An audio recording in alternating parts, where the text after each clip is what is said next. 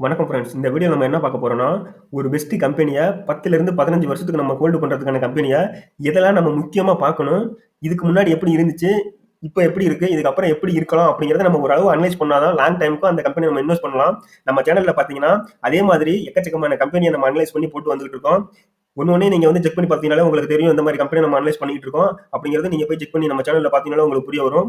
அதே மாதிரி இந்த கம்பெனில நம்ம என்னலாம் பார்க்கலாம் அப்படிங்கிறத நம்ம பார்க்கலாம். எந்த ஒரு கம்பெனியும் பார்த்தீங்கன்னா, முக்கியமா சேல்ஸ் குரோத் இருக்கான்னு பார்க்கணும். அந்த கம்பெனில சேல்ஸ் குரோத் இருக்கணும். நெட் ப்ராஃபிட் கரெக்ட்டா இருக்கணும். அந்த கம்பெனிக்கு கடன் அதிகமா இருக்கக்கூடாது. அதுக்கப்புறம் பார்த்தீங்கன்னா, மார்க்கெட் கேபிட்டலும் கொஞ்சம் கொஞ்சமா இன்கிரீஸ் ஆகிக்கிட்டே வந்துகிட்டு இருக்கணும். இந்த மாரி முக்கியமா ஒரு சில இதெல்லாம் நம்ம பார்த்தா தான், நம்ம ஃபியூச்சர்ல வந்து அந்த கம்பெனி நல்லா போகுமா? இப்ப நல்லா இருக்கணும். அதே மாரி இதுக்கு முன்னாடியும் ஓரளவு நல்லா இருந்திருக்கணும். அந்த மாரி கம்பெனி தான் நம்ம லாங் டைம்க்கு இன்வெஸ்ட்மென்ட் பண்ண யோசிக்கணும்.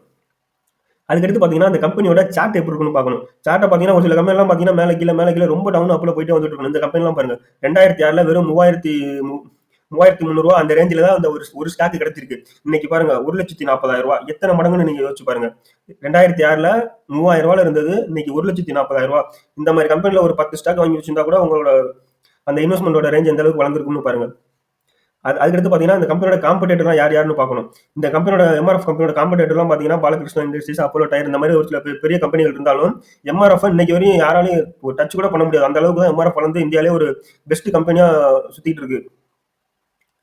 அதுக்கடுத்து பார்த்தீங்கன்னா, அந்த கம்பெனியோட ப்ராஃபிட் அண்ட் லாஸ் பார்க்கணும். முக்கியமா நம்ம இதுதான் பார்க்கணும். வேற எத பார்க்குறோமோ இல்லையோ ப்ராஃபிட் அண்ட் லாஸ் பார்க்கணும். அதே மாரி சேல்ஸ பார்க்கணும். எந்த ஒரு கம்பெனியுமே பார்த்தீங்கன்னா, சேல்ஸ் இன்கிரீஸ் ஆகிட்டே இருக்கணும். அந்த கம்பெனி இல்லாட்டினா நம்ம கொஞ்சம் யோசிக்கணும் இன்வெஸ்ட்மென்ட் பண்றதுக்கு. இந்த கம்பெனி பார்த்தீங்கன்னா, 2011ல இருந்து பார்த்தீங்கன்னா, சேல்ஸ் பார்த்தீங்கன்னா, இன்கிரீஸ் ஆகிட்டே தான் போயிட்டு இருக்கு. 9,000 கோடில சேல்ஸ் இருந்தது. அப்படியே பாருங்க வருஷத்துக்கு வருஷம் இன்கிரீஸ் ஆகிட்டே போய், இப்ப 24,000 கோடி கிட்ட அவங்க சேல்ஸ் பண்ணிட்டு இருக்காங்க. அந்த கொரோனா டயத்துல தான் ஓரளவு அந்த ஒரே ரேஞ்சில நின்னுருக்கு. மத்தபடி பார்த்தீங்கன்னா, இன்கிரீஸ் ஆகிட்டே தான் போயிட்டு இருக்கு. அதே மாரி நெட் ப்ராஃபிட்டும் பார்த்தீங்கன்னா, இன்கிரீஸ் ஆகிட்டே தான் போகுது. இந்த மாரி கம்பெனிய தான் நம்ம சூஸ் பண்ணணும். 2021ல பார்த்தீங்கன்னா, 619 கோடி சேல்ஸ் பண்ணியிருக்காங்க. சாரி நெட் ப்ராஃபிட் பண்ணியிருக்காங்க. அது பாருங்க வருஷத்துக்கு வருஷம் இன்கிரீஸ் ஆயிட்டே போயிட்டு, இப்ப கடைசியா பண்ணது 1,691 கோடி கிட்ட அவங்க நெட் ப்ராஃபிட்ட இன்கிரீஸ் பண்ணியிருக்காங்க. அதுக்கடுத்து பார்த்தீங்கன்னா, அந்த கம்பெனியோட பேலன்ஸ் ஷீட்ல முக்கியமா ஒரு சிலத பார்க்கணும். ரிசர்வ் அந்த கம்பெனி வந்து ஒரு தனியா ஒரு வைப்பு நிதின்னு சொல்லிட்டு வச்சிருப்பாங்க. அது எவ்வளவு வச்சிருக்காங்கன்னு நம்ம பார்க்கணும். அதுக்கு ஈக்குவலா கடன் வச்சிருக்காங்களா? இல்ல அதுக்கு அதிகமா கடன் வச்சிருக்காங்களா? அதுக்கு கம்மியா கடன் வச்சிருக்காங்களாங்கிறத பார்க்கணும். அந்த ஒரு ரிசர்வ் அமௌண்ட்ங்கிறது ஒரு தனியான ஒரு அமௌண்ட்ங்கிறதுனால, கடன் அதுக்கு தகுந்த மாரி ஒரு சில கம்பெனிலாம் வாங்குவாங்க. இப்ப வந்து 15,800 கோடி எம்.ஆர்.எஃப் டயர் கடன் வச்சிருக்காங்கன்னா, கடன் வந்து அதுக்கு தகுந்த மாரி 15,000 கோடி கிட்ட கடன் வாங்குவாங்க. ஒரு சில கம்பெனிகள். அதே மாரி அந்த கம்பெனிலாம் வாங்கியிருக்கா? இல்ல அதையும் தாண்டி 15,000 கோடி ஒரு அமௌண்ட் வச்சிருக்கும்போது, அதையும் தாண்டி ஒரு 30,000 கோடி, 80,000 கோடி, 1,00,000 கோடின்னு கடன் வச்சிருந்தா அந்த கம்பெனி பக்கட்டு போகக்கூடாது. இந்த கம்பெனி 15,000 கோடி வச்சிருக்கும்போது வெறும் 3,000 கோடி மட்டும் தான் அவங்க வந்து கடன் வச்சிருக்காங்க. அதனால இந்த கம்பெனிக்கு வந்து ஒரு கடன் மிகப்பெரிய அளவும் கிடையாது. இவங்க பார்த்தீங்கன்னா, கடன வந்து ரொம்ப பெருசாவும் இன்கிரீஸ் பண்ணிக்கிட்டே போகல. இவ்வளவு பெரிய கம்பெனியா இருந்தாலும் அவங்க கடன வந்து ஏத்திக்கிட்டே போகல. ஒரு லிமிட்லயே தான் மெயின்டெயின் பண்ணிட்டு இருக்காங்க. இந்த மாரி தான் பேலன்ஸ் ஷீட்ல முக்கியமா நம்ம பார்க்கணும். அதுக்கடுத்து பார்த்தீங்கன்னா, ஷேர் ஹோல்டிங் பேட்டர்ன். யாரெல்லாம் இந்த கம்பெனியோட ஷேர ஹோல்டு பண்றாங்கிறத நம்ம முக்கியமா பார்க்கணும். எந்த ஒரு கம்பெனியுமே வந்து அவங்க ஷேர அவங்க வந்து 75% வரையும் ஹோல்டு பண்ணலாம்.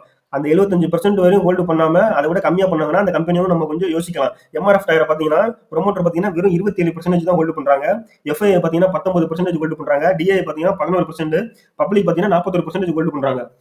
புரமோட்டர் ஹோல்டிங் பார்த்தீங்கன்னா, ரொம்ப வருஷமாவே அவங்க 27%லேயே தான் மெயின்டெயின் பண்ணிட்டு இருக்காங்க. கூடவும் இல்ல, குறையவும் இல்ல. அதுக்கடுத்து பார்த்தீங்கன்னா, எஃப்ஐ. எஃப்ஐ வந்து பார்த்தீங்கன்னா, சாதாரணமா அவங்க நம்ம ரீட்டெயில் இன்வெஸ்டர் மாரி ஏதோ ஒரு கம்பெனில வந்து இன்வெஸ்ட் பண்ண மாட்டாங்க. அவங்க ஒரு நல்ல கம்பெனி ஃபியூச்சர்ல நல்லா வளரும். ஒரு மிகப்பெரிய மல்டிபிளர் ஆக வாய்ப்பு இருக்கு அப்படின்னா மட்டும் தான் அவங்க வந்து இன்வெஸ்ட் பண்ணுவாங்க அந்த கம்பெனில. டிஐயும் அதே மாரி தான். நம்ம மியூச்சுவல் ஃபண்ட்ல இன்வெஸ்ட் பண்றாங்கன்னா, இந்த டிஐ இன்வெஸ்டர் தான் கொண்டு வந்து இங்க இன்வெஸ்ட் பண்றது இந்த மாரி கம்பெனில. அவங்கலாம் வந்து சாதாரணமா எதையும் பார்க்காமலாம் இன்வெஸ்ட் பண்ணிற மாட்டாங்க. அந்த கம்பெனிலாம் ஃபுல்லா அனலைஸ் பண்ணி தான் அதுக்கப்புறம் தான் இன்வெஸ்ட் பண்ணுவாங்க. அதனால இந்த மாரி கம்பெனில எஃப்ஐஐ, டிஐலாம் அதிகமா இன்வெஸ்ட் பண்ணியிருக்கிறத நம்ம ஒரு நல்ல விஷயமா எடுத்துக்கணும். அதுக்கடுத்து பார்த்தீங்கன்னா, எந்த ஒரு கம்பெனியா இருந்தாலும், அந்த கம்பெனி எந்த அளவுக்கு ஒரு மேனுஃபேக்சரிங் பண்ணி மக்கள்ட்ட ப்ராடக்ட்ட சேல்ஸ் பண்றாங்க அப்படிங்கிறத பார்க்கணும். இப்ப எம்.ஆர்.எஃப் டயரே நம்ம எடுத்துக்கிட்டாலும், அவங்க பார்த்தீங்கன்னா, இன்னைக்கு இந்தியால எம்.ஆர்.எஃப் டயர் ஒரு ஒரு ஒரு மிகப்பெரிய பிராண்டா இன்னைக்கு இருந்துகிட்டு இருக்கு. யாரா இருந்தாலும் பார்த்தீங்கன்னா, நம்ம எம்.ஆர்.எஃப் டயர் தான் நம்ம யோசிப்போம். விலை கொஞ்சம் அதிகமா இருந்தாலுமே, நம்ம அத தான் யோசிப்போம். ஏன்னா, அது வந்து லைஃப் அதிகமா வரும் அப்படிங்கிறதுனால. அதே மாரி தான் அந்தந்த பிராண்டுக்குன்னு ஒரு தனித்துவம் இருக்கும். அதனால தான் அந்த கம்பெனி வந்து இன்னைக்கு வரையும் மிகப்பெரிய வளர்ச்சியில போய்க்கிட்டே இருக்கு. அதே மாரி நாளுக்கு நாள் அவங்க வந்து பார்த்தீங்கன்னா, புது புது இனோவேஷன கொண்டு வந்துகிட்டே இருப்பாங்க. முன்னாடிலாம் பார்த்தீங்கன்னா, டயரோட லைஃப் கம்மியா இருக்கும். அத இன்கிரீஸ் பண்ணாங்க. இப்ப பார்த்தீங்கன்னா, பஞ்சர் ஆவாத டயர்லாம் வந்துருச்சு. ஒரு லிக்விட மட்டும் போட்டா அவங்களே இப்ப புரொவைட் பண்ண ஆரம்பிச்சுட்டாங்க. முன்னாடிலாம் பார்த்தீங்கன்னா, தனியார் தான் ஒரு லிக்விட் குடுத்துட்டு இருந்தாங்க. இப்ப அவங்களே வந்து அவங்க டயர்ல வந்து உள்ள வந்து ஒரு சீல் மாரி குடுத்து, அவங்க பஞ்சர் ஆவாத அளவுக்கு கொண்டு வந்துட்டு இருக்காங்க. ஒரு ஒரு டயர் கம்பெனியும். அதுல பார்த்தீங்கன்னா, இவங்க தான் லீடிங்ல இருக்காங்க. இந்த மாரி ஒரு கம்பெனி வந்து என்ன மேனுஃபேக்சரிங் பண்றாங்க, அவங்க மக்கள்ட்ட எப்படி கொண்டு போய் அந்த பொருள சேல்ஸ் பண்றாங்கறத நம்ம முக்கியமா பார்க்கணும்.